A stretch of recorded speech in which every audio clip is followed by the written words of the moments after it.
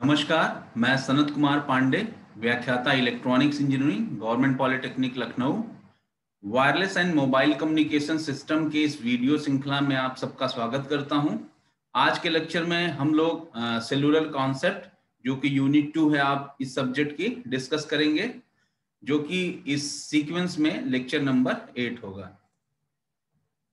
तो आइए स्टार्ट करते हैं आज का। आज के लेक्चर्स में हम लोग बेसिकली सेलुलर कॉन्सेप्ट में सेल एरिया का कॉन्सेप्ट सीखेंगे। सेल साइट स्ट्रक्चर क्या होता है, सेल कैसे किस स्ट्रक्चर की डिसाइड की जाती है, किन पैरामीटर्स के बेसिस पे, वो सब चीजें डिस्कस करेंगे।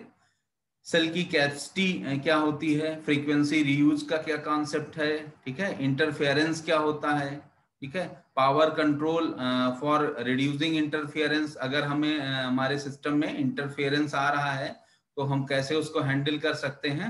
और फिर fundamentals of cellular network planning में आप कवरेज प्लानिंग, कैपेसिटी प्लानिंग और सेल स्प्लिटिंग एंड सेक्टरिंग को आप लोग पढ़ेंगे। तो आज बेसिकली हम लोग cell area, cell site structure और सेल कैपेसिटी के बारे में डिस्कस करेंगे। तो आइए स्टार्ट करते हैं आज का लेक्चर।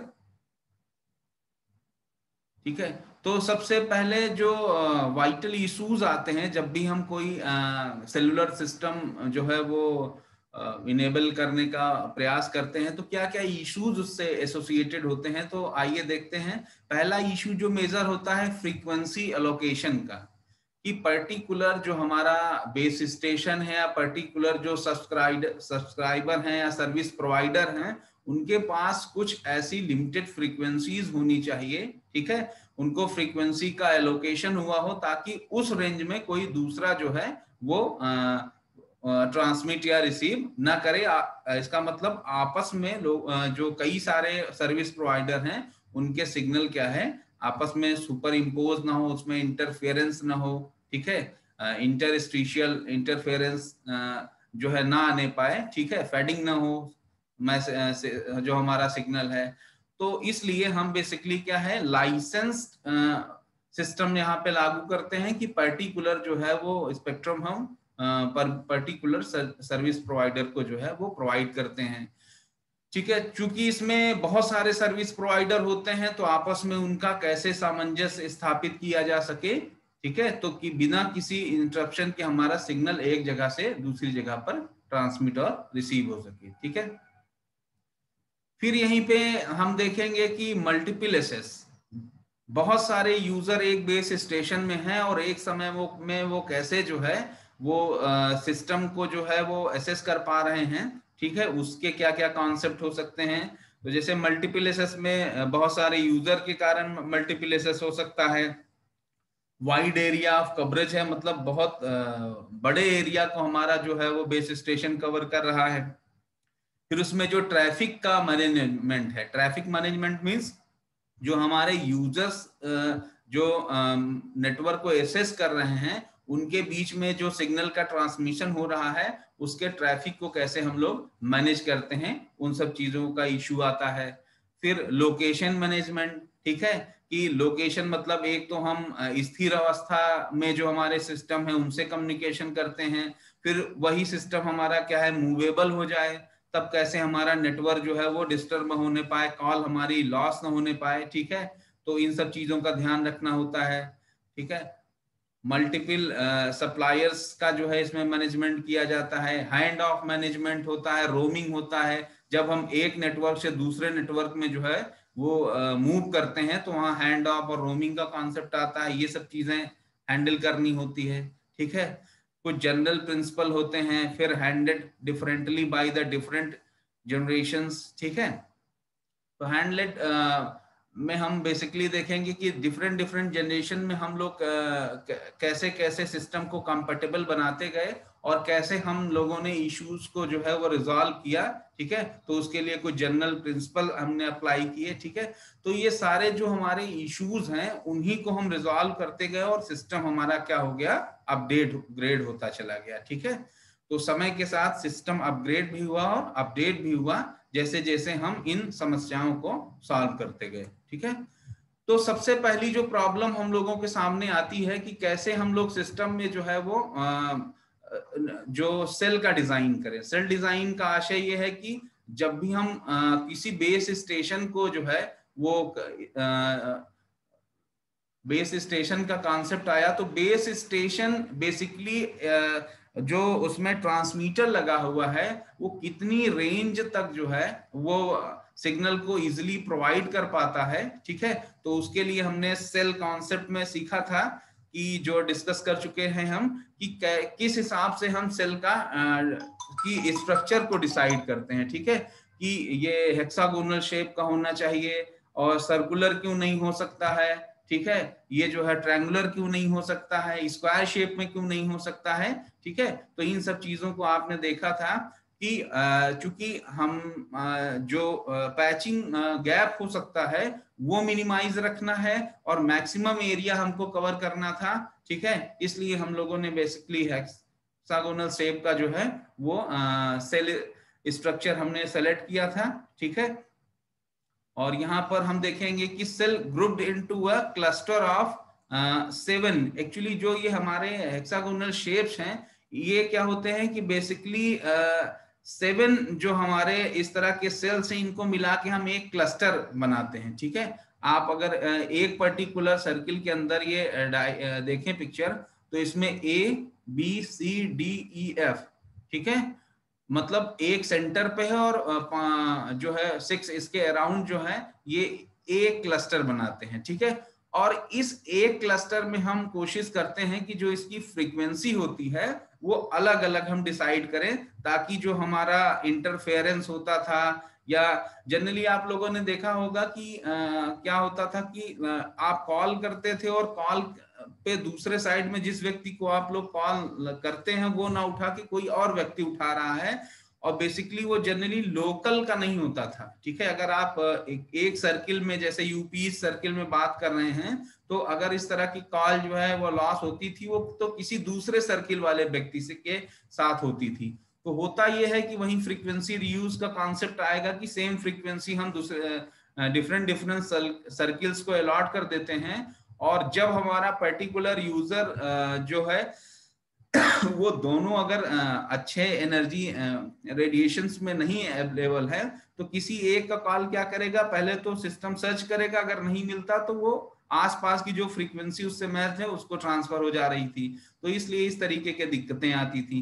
तो हम क्या करते हैं, जो हमारा एक क्लस्टर होता है जो 7 डिफरेंट सेल्स से मिलकर बना होता है, इसको हम अलग अलग फ्रीक्वेंसी, जैसे अगर हम यहाँ पे ABCD जो अल्फाबेट दिए हैं उसको मान लें कि ये फ्रीक्वेंसी एलोकेशन है, तो ये सेंटर वाला जो हमारा सेल है इसकी फ्रीक्वेंसी ये हो गई, फिर इसके सराउंडिंग में जो है इनकी BCDEFG। तो इस तरह से क्या है, इस एक क्लस्टर में जो है वो जितनी सेल्स हैं उनकी किसी की आपस में फ्रीक्वेंसी जो है सेम होने की पॉसिबिलिटी क्या हो गई, कम हो गई। लेकिन अब यही हम बात करें कि एक क्लस्टर से जब हम दूसरे क्लस्टर में जाएं और सेम फ्रीक्वेंसीज लगभग हम क्या करें दूसरे क्लस्टर में भी अलॉट कर दें, तो आप देखेंगे कि D यहाँ फ्रीक्वेंसी है तो D इसके पास भी है, A इस सेंटर में है तो यहाँ पे भी A सेंटर है। तो इसी तरीके से हम सिस्टम को और इफिशिएंट बनाने के लिए फ्रीक्वेंसी के रीयूज को बढ़ाते गए, लेकिन उसकी बहुत सारे दिक्कतें आई, ठीक है, जो कि हम रिजॉल्व करने का प्रयास किए, ठीक है। तो जैसा हमने इसमें दिखाया कि cell grouped into a cluster of the 7, ठीक है, and letters indicate the frequency use, जो फ्रीक्वेंसी हम यूज कर रहे हैं उसकी हम यहाँ लेटर के माध्यम से मींस ABCD के माध्यम से इसको शो कर रहे हैं।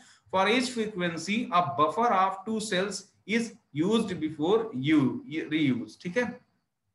इसको समझिएगा, जैसे मान लीजिए हमारा एक फ्रीक्वेंसी हमने A यहाँ पे ले ली, तो हम कोशिश करते हैं कि जो हमारा जो नया सेल हमें सेम फ्रीक्वेंसी यूज कर रहा हो वो बेसिकली क्या हो कि 2 सेल्स का जो बफर हो, ठीक है, उसके बाद ही ये हो, ठीक है, ताकि इनकी आपस में जो है फ्रीक्वेंसी मैच हो जाने की जो पॉसिबिलिटी है वो थोड़ा सा कम हो, ताकि इन दोनों का ट्रांसमिट किया गया सिग्नल आप एक दूसरे से ओवरलैप ना हो जाए, ठीक है। To add more users smaller cells are use, ठीक है, और स्मॉलर सेल्स को हम क्या बोलते हैं, माइक्रो सेल्स बोलते हैं। एक होता है माइक्रो सेल्स, एक होता है मैक्रो सेल्स। जितना हम छोटे साइज का सेल लेते हैं बेसिकली हमारे पास फ्रीक्वेंसी को ज्यादा से ज्यादा यूज कर पाने की पॉसिबिलिटी अधिक होती है। ठीक है, तो किस तरीके से आपने देखा कि हम क्लस्टर का निर्धारण करते हैं on the behalf of the frequency use. ठीक है, फिर उस क्लस्टर के निर्धारण में हमको क्या क्या सावधानियां बरतनी होती हैं उनके जो फ्रीक्वेंसी का निर्धारण उन क्लस्टर के सेल्स में। ठीक है, कि आपस में सिग्नल का इंटरफेरेंस ना होने पाए।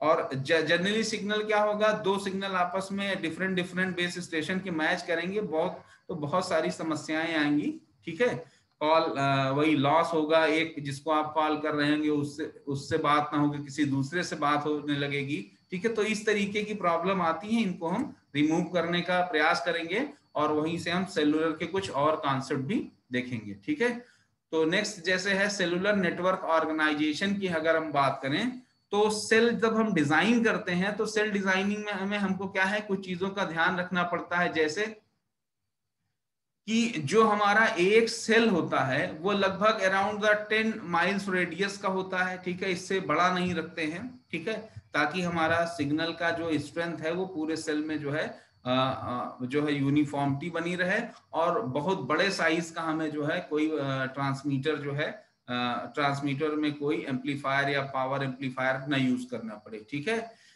सर्व by stations consisting of transmitter, receiver and control unit. ठीक है, जो भी आपका एक सेल डिजाइन होगा वहां पे आपका उस सेल में पर्टिकुलर एक बेस स्टेशन होगा। ठीक है, base station antenna is placed in high places. कोशिश करते हैं कि जो बेस स्टेशन का एंटीना है उसको हाई प्लेसेस पे हम लोग सेट करते हैं, ऊंचाई पे लगाते हैं। तो जनरली आप लोगों ने देखा होगा कि बड़ी बड़ी बिल्डिंग्स के जो है वो छत पे टावर्स लगे होते हैं, या जहां बिल्डिंग्स नहीं होती हैं वहां हम क्या हाई लेवल एंटीना बनाते हैं और उसके ऊपर जो है हम अपने ट्रांसमीटर, रिसीवर, ट्रांसपॉन्डर्स को जो है वो लगाते हैं और साथ में उसके कंट्रोल यूनिट हमारा ग्राउंड पे लगा होता है। ठीक है, और near about 10 to 50 frequencies assign to each cell. जो हमारा एक सेल होता है, जो एक बेस स्टेशन का हमारा एक सेटअप है, उसमें लगभग हम 10 to 50 जो है डिफरेंट फ्रीक्वेंसीज असाइन करते हैं, जो कि डिफरेंट डिफरेंट यूजर एक समय में जो है यूज कर पाते हैं। ठीक है, cell setup such that antenna of all neighbours are equidistance. ठीक है, हम इस तरीके से उस जो हमारा सेक्टर डिसाइड हुआ था, जिसका कॉन्सेप्ट अभी आपने देखा था कि जो हमारा क्लस्टर बनता है उस क्लस्टर में का शेप इस हिसाब से रखते हैं कि क्या हो, एंटीना उसके सेंटर पे हो और जो नेबरिंग हमारे क्लस्टर्स हैं या नेबरिंग हमारी सेल्स हैं उसमें एंटीना का जो डिस्टेंस हो वो लगभग क्या हो, इक्वी डिस्टेंस हो। ठीक है, और यहीं पे जो है वो कॉन्सेप्ट फिर आता है हेक्सागोनल पैटर्न हम यूज करते हैं इन्हीं सब के बेसिस पे कि हमारा एंटीना सेंटर में हो, दूसरे सेल के साथ उसकी डिस्टेंस की यूनिफॉर्मिटी बनी रहे। ठीक है, जैसे हमारे अभी हमने की सर्कुलर और जो है स्क्वायर और ट्रायंगुलर शेप में हमने क्यों हेक्सागोनल शेप को पैटर्न को जो है वो सिलेक्ट किया, तो उसके कई सारे रीजन्स थे। ठीक है, in North America 225 megahertz band allocated to AMPS। अभी हम लोग AMPS देखेंगे। ठीक है, कि क्या होता है उसमें, 1 for transmission from base to mobile unit, जिसको हम बोलते हैं बेस टू मोबाइल यूनिट को डाउनलिंक बोलते हैं, another 1 for transmission from mobile to base. Mobile से जब हम बेस स्टेशन में ट्रांसमिशन करते हैं तो एक हमारा वायरलेस मोड में जो है एक जो है वो पाथ क्रिएट होता है, एक लिंक बनता है, इसको हम बोलते हैं अपलिंक। और जो हमारा बेस स्टेशन से मोबाइल की तरफ जो है वो लिंक बनता है, ठीक है, हम उसको बोलते हैं डाउनलिंक। तो अभी आगे कॉन्सेप्ट में हम लोग अपलिंक और डाउनलिंक को और इजीली तरीके से समझेंगे क्या होता है। ठीक है, अप्रोचेस टू इंक्रीज कैपेसिटी, हम किसी पर्टिकुलर जो हमारा क्लस्टर था उसमें जो हमारी सेल्स थे उसकी कैपेसिटी को अगर हम इम्प्रूव करना चाहें, या किसी एक सेलुलर सिस्टम की जो कैपेसिटी है, एक सेलुलर जो नेटवर्क है, जैसे एग्जांपल के तौर पर हम जियो की बात करें तो हम उसको जो एलोकेटेड बैंड है, उसको जो स्पेक्ट्रम अलॉटेड है, उसमें कैसे ज्यादा से ज्यादा नंबर ऑफ यूजर बढ़ा दें, या कुल मिला के उसकी कैपेसिटी कैसे हम इनहेंस कर दें। ठीक है। तो उसके कुछ तरीके होते हैं, जैसे adding reassigning channel, some channels are not use, ठीक है। जो चैनल्स नहीं होते हैं उसको हम आपस में शेयरिंग का कॉन्सेप्ट भी करके जो है उनकी कैपेसिटी बढ़ा सकते हैं। फ्रीक्वेंसी बारोइंग कर सकते हैं, ठीक है। फ्रीक्वेंसी बारोइंग में क्या है, वही जो एडजेसेंट सेल में फ्रीक्वेंसीज ना यूज हो रही हो ना, frequencies are taken from adjacent cells by congested cells, जिसके पास ज्यादा यूजर हो एक समय में, ठीक है, वो क्या करें, उसके आसपास एडजेसेंट में जो सेल्स हैं उनसे फ्रीक्वेंसी की बारोइंग कर ले। सेल स्प्लिटिंग का कॉन्सेप्ट लगाते हैं, ठीक है।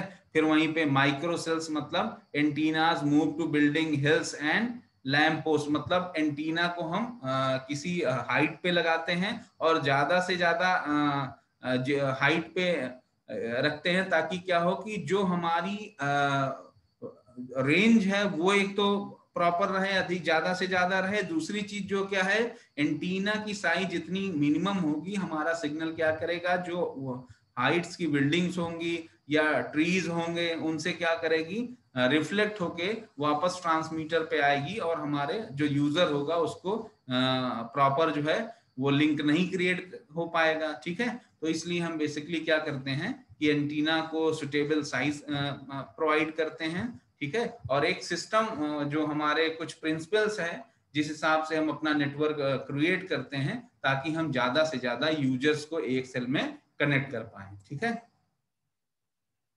फिर यही हम डिस्कस करें अगर आगे कि सेल आर्किटेक्चर क्या होता है। सेल आर्किटेक्चर का मतलब ये कि जो भी सिस्टम आप बनाने जा रहे हैं जिसके माध्यम से आप कम्युनिकेशन करेंगे, तो उसका एक सबसे पहले एक खाका हमको तैयार करना होता है, उसकी आर्किटेक्चर की डिजाइनिंग कैसे होती है। तो आइए हम लोग सेलुलर आर्किटेक्चर के बारे में चर्चा करते हैं।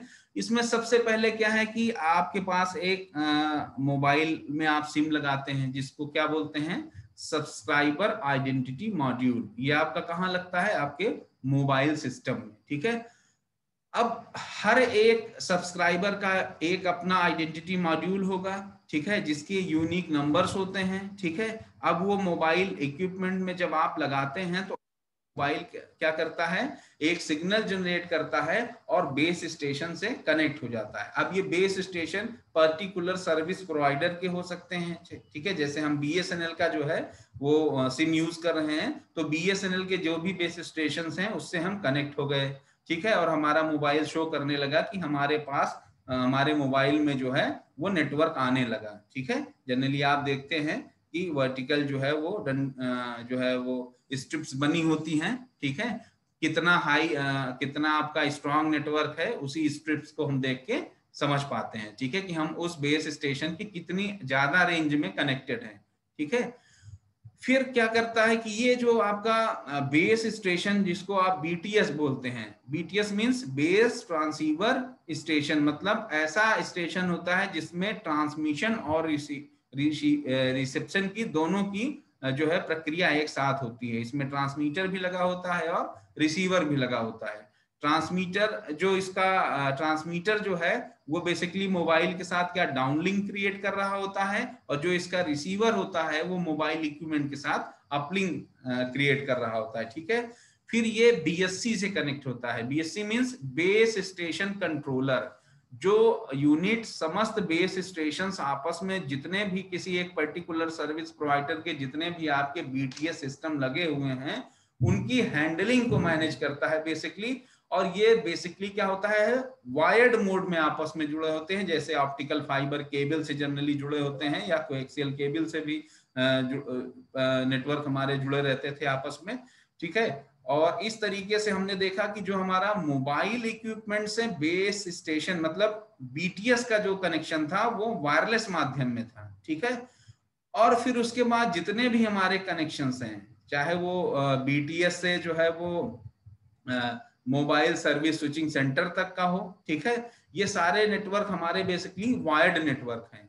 और हम बेसिकली क्या बोलते हैं, मोबाइल कम्युनिकेशन सिस्टम हमारा वायरलेस नेटवर्क है।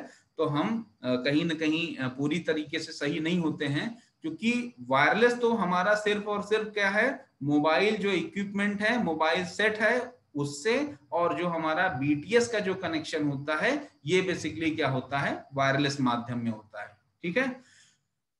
अब जो हमारा बीटीएस होता है वो बेस स्टेशन से बेस स्टेशन कंट्रोलर जो बीएससीज होते हैं उनसे वायर्ड माध्यम में जुड़ा है, और यही कई सारे जितने भी एक लोकल लेवल पे आपके बीटीएस सिस्टम जो है इंस्टॉल किए गए हैं, इन सब की हैंडलिंग सुनिश्चित करता है, ठीक है, बेस स्टेशन कंट्रोलर। और फिर बेस स्टेशन कंट्रोलर जो होते हैं बेसिकली ये mobile service switching centre BSc से जुड़े होते हैं, और बीएससी में फिर बहुत सारे रजिस्टर्स होते हैं, जैसे होम लोकेशन रजिस्टर होता है, विजिटर लोकेशन रजिस्टर है, इक्विपमेंट आइडेंटिटी रजिस्टर होते हैं, फिर जो है ऑथेंटिकेशन सेंटर में जो बेसिकली इन सब का काम क्या है कि जैसे होम लोकेशन रजिस्टर में उन सारे जो हमारे सब्सक्राइबर आइडेंटिटी मॉड्यूल थे जो अपने लोकल नेटवर्क में, ठीक है, उनका डेटा होता है। फिर जब हम किसी जैसे हमने यूपी ईस्ट का सिम लिया, ठीक है, तो हम अपने क्या है होम लोकेशन रजिस्टर में अवेलेबल हैं, ठीक है, यहाँ रजिस्टर्ड हैं। लेकिन हम जब यूपी ईस्ट का सिम लेके वो मान लीजिए हम दिल्ली से मूव करते हैं तो वहां क्या हमारी रोमिंग स्टार्ट हो जाएगी, और रोमिंग स्टार्ट हो जाएगी तो हम कहाँ गए विजिटर लोकेशन रजिस्टर में, ठीक है। तो हम एज अ विजिटर वहां हमारा जो है वो सिस्टम मोबाइल नेटवर्क जो है वो काम कर रहा होता है, ठीक है। फिर इसी में इक्विपमेंट आइडेंटिटी रजिस्टर जब हम कॉल करते हैं तो आईएमआई नंबर और क्या क्या चीजें जो है वो ट्रांसमिट होती हैं, जिससे हमारी लोकेशन हमारी आइडेंटिटी जो है वो सिस्टम को पता चलती है, और वो सिस्टम एक पर्टिकुलर नेटवर्क को जो है हमें कनेक्ट करता है, और उस पर्टिकुलर नेटवर्क में जिस भी मोबाइल इक्विपमेंट से हम कॉल करना चाह रहे हैं उससे हमारा कनेक्शन पीएसटीएन वगैरह के माध्यम से एस्टेब्लिश होता है और हम कॉल अपनी कर पाते हैं, ठीक है। तो बेसिकली यहाँ हमारा जो सेल्यूलर आर्किटेक्चर है वो 3 पार्ट में सेग्रीगेट किए on behalf of the study, आपकी अच्छी समझ के लिए, कि पहला जो होता है वो आपका मोबाइल स्टेशन है, ठीक है, फिर आपका बेस स्टेशन सब सिस्टम होते हैं, और फिर आपका नेटवर्क सब सिस्टम है। इसमें बेसिकली जो हमारा मोबाइल स्टेशन होता है वो बेस स्टेशन के साथ जो है जो बेस स्टेशन सब सिस्टम है उसके साथ वायरलेस माध्यम में कनेक्ट होता है। बाकी जो भी नेटवर्क है आपस में, जैसे बेस स्टेशन सब सिस्टम का नेटवर्क सब सिस्टम के साथ जुड़ा, ये सब आपस में वायर्ड कनेक्शन होते हैं, ठीक है। तो ऑब्जेक्टिव एग्जाम में कभी अगर इस तरह के क्वेश्चन आते हैं कि मोबाइल सेलुलर आर्किटेक्चर में कौन कौन से सिस्टम वायरलेस मोड में है और कौन वायर्ड मोड में है, तो आपके यहाँ पे ध्यान रखना है, ठीक है। अभी हम सैटेलाइट कम्युनिकेशन की बात नहीं कर रहे हैं। सैटेलाइट कम्युनिकेशन सिस्टम जो है वो अलग तरीके का सिस्टम होता है, उसका अलग कॉन्सेप्ट है अपना, हम उसको भी आगे डिस्कस करेंगे। अभी हम जनरल जो हम लोग लोकल जो अपना हम लोग मोबाइल जनरल यूज करते हैं, हम उसके सेलुलर आर्किटेक्चर की बात कर रहे हैं, ठीक है।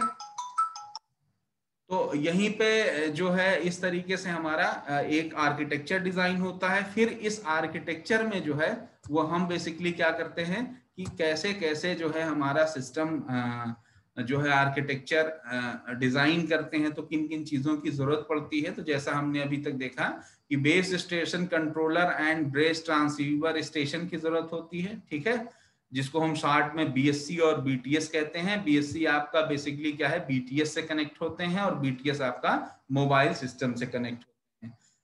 1 बीटीएस पर सेल, 1 बीटीएस मतलब हर जो आपका यूनिट सेल्स हैं जिसको आपने हेक्सागोनल शेप दिया था, उस सभी सेल में 1 बीटीएस उपलब्ध ही होगा। और बीटीएस पे ही क्या था आपका ट्रांसमीटर और रिसीवर कंट्रोल यूनिट के साथ कनेक्टेड थे, ठीक है। 1 BSc on control multiple BTS, ठीक है। एक बीएससी जो है वो बहुत सारे बीटीएस को क्या करता है मैनेज करता है। क्या मैनेज करता है? Allocates radio channels among BTSs and manages all hands off between BTSs, control handset power levels, ठीक है।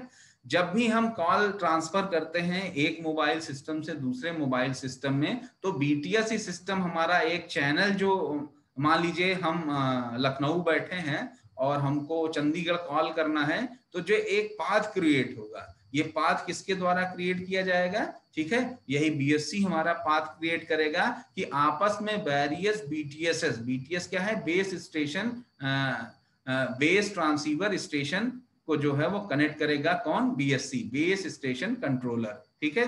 फिर वहीं पे जब हम हमारी क्या होगा कि हैंड्स ऑफ की प्रक्रिया होगी, ठीक है, या हम सिस्टम में क्या है एक नेटवर्क से दूसरे में शिफ्ट हो रहे होंगे तो जो रोमिंग लगेगा, ठीक है, वो सारी चीजें जो है किसके द्वारा कंट्रोल करी जाएंगी, वो बीएससीज के द्वारा ही कंट्रोल करी जाएंगी, ठीक है।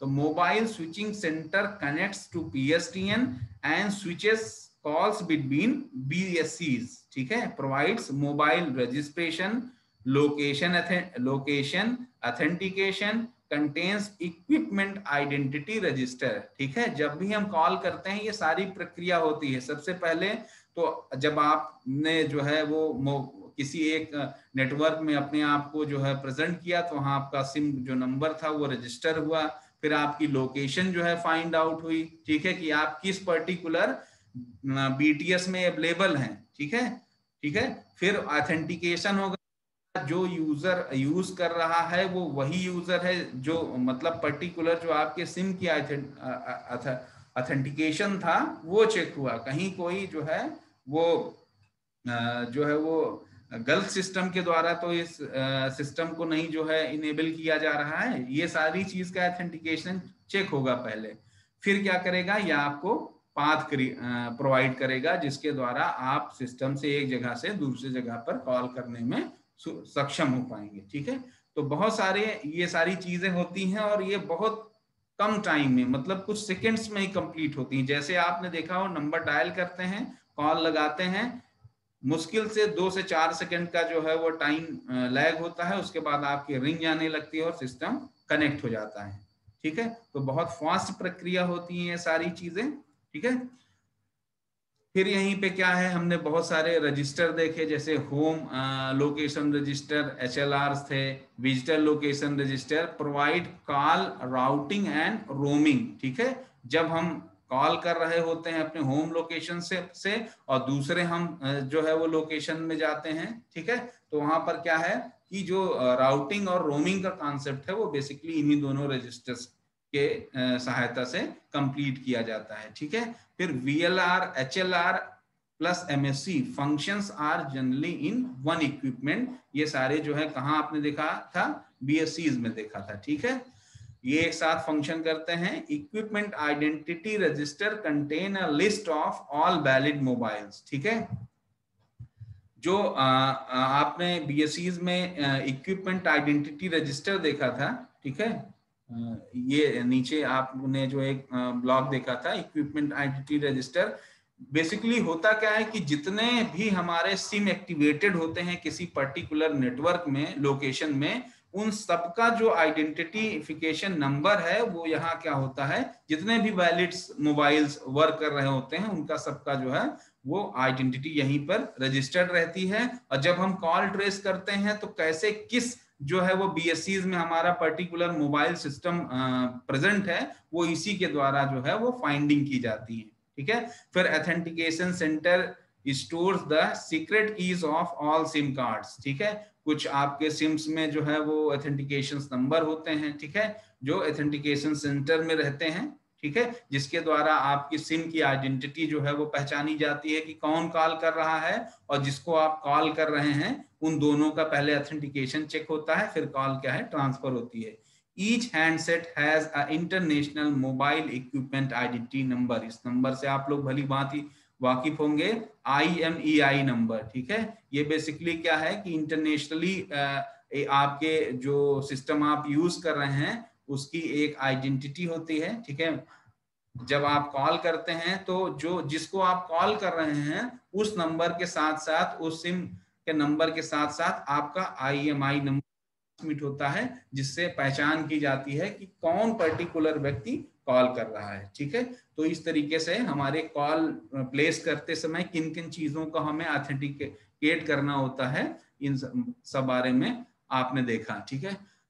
अब आते हैं कि कैसे हमारा सिस्टम जो है वो कनेक्ट होता है अपने नेटवर्क से और कैसे ये वर्क करता है, ठीक है। तो सबसे पहले मान लीजिए हम सेल 1 में प्रेजेंट हैं, ठीक है, और सेल 1 में हम प्रेजेंट हैं और हमको किसी व्यक्ति को कॉल करनी है। तो ध्यान दीजिएगा, चाहे आप सेम सेल में प्रेजेंट हो या सेल किसी दूसरे, जैसे एक मान लीजिए यूजर सेल 1 में है और एक यूजर सेल 2 में है, इन दोनों के बीच में आपको अगर कॉल ट्रेस करनी है तो सबसे पहले क्या होगा, आपका जो सिस्टम होगा, चाहे वो मोबाइल होगा और चाहे इमोबाइल होगा, वो क्या करेगा कि जो है अपने सबसे पहले क्या बेस स्टेशन को अपनी कॉल ट्रांसफर करेगा।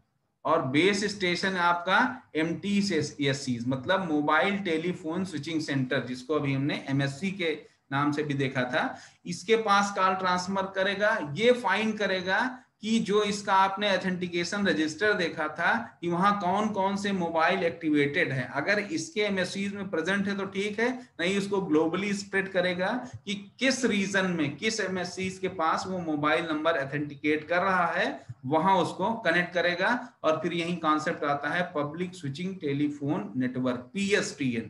ठीक है, अगर ये हमको लोकल MTSCs में वो नंबर फाइंड कर गया, ठीक है, अब वो अगर वो लोकल जो है अपने होम उसमें होगा तो HLR के थ्रू, और अगर जो है वो रोमिंग में होगा तो VLR के थ्रू हम जो है वो इसके रजिस्टर का हेल्प लेंगे और कॉल को ट्रांसफर करेंगे। ठीक है, अगर मान लीजिए सेम MSCs में है तो हम क्या करेंगे, तब भी आपका डायरेक्ट लिंकअप बेस स्टेशन से बेस स्टेशन नहीं होगा, MSC के थ्रू ही होगा और ये कॉल ट्रांसफर हो जाएगी दूसरे सेल में। इवन अगर सिंगल सेल में भी प्रेजेंट है तो सबसे पहले आपका सिग्नल क्या है, बेस स्टेशन को जाएगा। Direct mobile to mobile communication local level पर नहीं होगा, उसके लिए बेस स्टेशन और MSCs का आपको हेल्प लेना ही पड़ेगा। ठीक है, तो इस तरीके से हम लोग किसी मोबाइल सिस्टम में अपनी कॉल को कनेक्ट करते हैं एक यूजर से दूसरी यूजर पे। ठीक है, तो अगर हम यहीं पे बात करें कि ओवरव्यू ऑफ लोकेशन सर्विसेज में, तो कॉल आईडी बेस्ड लोकेशन हो सकती है आपकी, assign to an ID of the cell that you are in. ठीक है, cell ID is store in the database, वो सेल आईडी आपके डेटाबेस में जैसा मैंने बताया प्रेजेंट होगी। ठीक है, as you move from one cell to another you are assigned a different cell ID and the location database is upgraded. ठीक है, जब आप रोमिंग में होंगे तो एक सेल से दूसरे सेल में जाएंगे तो आपका वहां डेटाबेस में आपकी लोकेशंस थी वो अपने आप क्या होगी, अपग्रेड हो जाएगी। Most commonly used in cellular network. ठीक है, जो HLR और VLR के थ्रू जो है हम इस कनेक्शन को जो है वो क्रिएट करेंगे। ठीक है, तो इस तरीके से जो भी चीजें आपने देखी कि एंगल अराइवल में क्या है, ठीक है, कि the angle at which radio waves from your device attack on antenna is used to calculate the location of the device. ठीक है, कहां पर आपकी प्रेजेंस है, ठीक है, आपका लोकेशन क्या है, आप किस नेटवर्क में हैं, ठीक है, उसकी हम जानकारी करते हैं। Network assisted global positioning system, ठीक है, GPS का हेल्प लेते हैं। ठीक है, GPS chip is installed inside a phone and thus a location of the user is tracked. ठीक है, तो ये सारी चीजें सबसे पहले आपका लोकेशन फाइंड करेंगे, फिर ऑथेंटिकेट करेंगे कि जिनके बीच में कॉल ट्रांसफर हो रही है क्या वो पहले से हमारे सिस्टम में रजिस्टर्ड है कि नहीं रजिस्टर्ड है। ठीक है, तो रजिस्टर्ड होंगे तब एक चैनल क्रिएट किया जाएगा। ठीक है, चैनल क्रिएट करेंगे तो वहीं पे आप देखेंगे कि कैसे कॉल का ट्रांसफर होता है। ठीक है, इन सब सारे कॉन्सेप्ट हैं। जब हम एक सिस्टम में है तब कैसे कॉल काम ट्रांसफर हो रही है, जब एक सेल में ना हो के दूसरे में है, या हम मूविंग की अवस्था में है, रोमिंग में है, तब सारी हमारी कॉल ट्रांसफर का कैसे कॉन्सेप्ट होता है, हम लोग आगे आने वाले लेक्चर्स में इन सब चीजों को और अच्छे से समझेंगे। वहीं जो है आप लोग देखेंगे कि फ्रीक्वेंसी रीयूज क्या होता है, हैंड्स ऑफ क्या होता है। ठीक है, तो बहुत सारे जो है इंटरेस्टिंग कॉन्सेप्ट हम लोग मोबाइल सेलुलर सिस्टम से रिलेटेड वो नेक्स्ट लेक्चर में डिस्कस करेंगे। आज के लिए यहीं तक रखते हैं। Thank you.